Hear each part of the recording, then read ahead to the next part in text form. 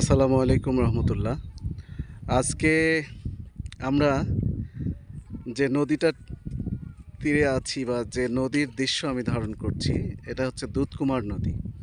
আমার গ্রামের বাড়ি ডায়নারপাড় থেকে এই 1 থেকে 1 কিলো দূরে হবে নদীটার অবস্থান।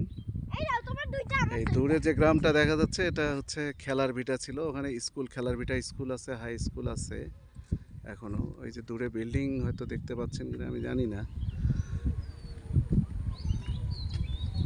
খেলার ভিটা গ্রামটার ম্যাক্সিমামটাই এই নদীগর্ভে বিলীন হয়ে গেছে পূর্বের যেটা। তো বর্তমানে নদী শাসন ব্যবস্থার অধীনে ব্লক ফেলা হয়েছে নদীর এই ধারে, নদীর ভাঙন রোধ করার জন্য। তো আমি আমার ছেলে মেয়েদেরকে নিয়ে এসেছি এখানে। ওদের খুব শখ, তার দাদু বাড়ির পাশে এই নদী, তাদের দেখা হয়নি। তো ওরা দেখতে এসেছে। আমার মেয়ে তো ভীষণ এক্সাইটেড। ও, তো ওরা বেশ মজা করছে।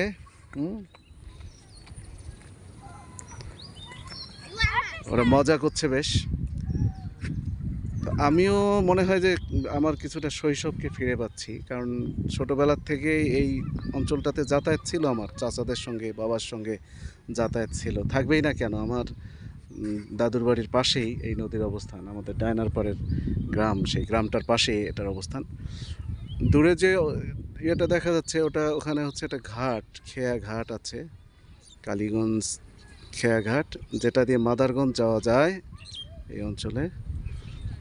এখন বর্ষাকাল, নদীর স্রোত, প্রমত্তা দুধকুমোর তার মোহনীয় রূপে সেজেছে।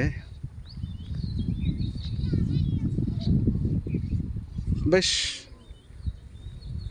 ভালো লাগছে আমাকে, আমার বেশ ভালো লাগছে। আপনারা যারা এর আশেপাশে অবস্থান করছেন, নাগেশ্বরী বা কাছাকাছি, তারা পরিবার পরিজন নিয়ে এসে এখানে ঘুরে যেতে পারেন, ভালো লাগবে।